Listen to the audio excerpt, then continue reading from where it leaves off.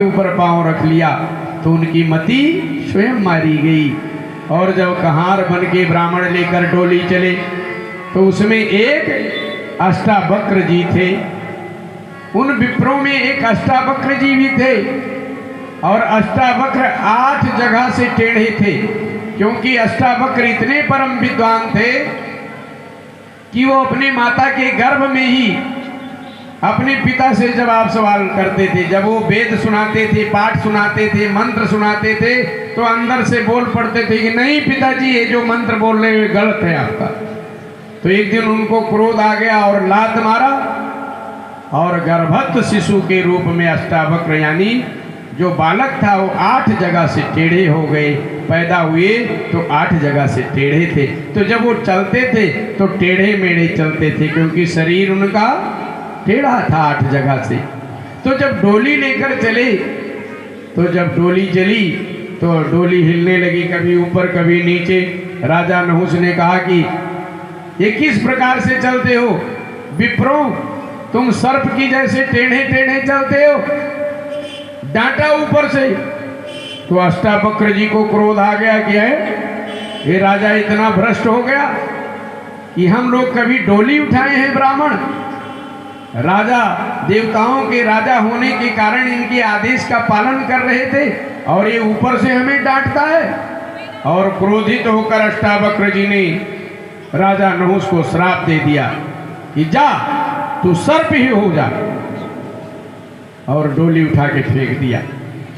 अब तो राजा नहुस थर थर थर थर कांपने लगे कि अरे विप्र का श्राप ये तो बहुत घोर होता है। और आजकल के ब्राह्मण तो थे नहीं वो परम तपस्वी ब्राह्मण, ऐसे ब्राह्मण की भगवान नारायण को भी लात मार देते। तो उसी समय राजा नहुस विप्रों के चरणों में गिर पड़े, अष्टावक्र जी के चरणों में गिर पड़े। महाराज मुझे क्षमा करो। अष्टावक्र जी ने कहा क्षमा तो नहीं होना, एक बार जो श्राप चाहे आशीर्वाद मुख से निकल गया वो तो लगेगा ही। राजा नहुस ने कहा तो हमारा उद्धार कैसे होगा। अष्टावक्र जी ने कहा जब भगवान कृष्ण द्वापर में अवतार लेंगे तो उन्हीं के द्वारा तुम्हारा उद्धार होगा। बोलिए भक्तवत्सल भगवान की जय। ये तो प्रसंग हम लोग चले गए राजा नहुस के प्रसंग में। प्रसंग चल रहा है कि ऋषि दधीच ने जगत के कल्याण के लिए, देवताओं की रक्षा के लिए, धर्म की रक्षा के लिए अपनी अस्थि को दान कर दिया और इंद्र को ब्रह्म हत्या लग गया। परंतु जब देवता आश्रम से चले गए अस्थि लेकर, दुबे जी जब देवता दधीच जी की अस्थि को लेकर चले गए तो सुवर्चा वापस अपने आश्रम में आई तो देखा कि हमारे स्वामी महर्षि दधीच स्वामी का वियोग हुआ, पता लग गया सब कुछ, क्योंकि ऋषि की धर्मपत्नी थी, सब कुछ ज्ञात कर लिया। और उसी समय क्रोध में आकर देवताओं को सुवर्चा जी ने श्राप दे दिया, जाओ तुम संतानहीन हो जाओ।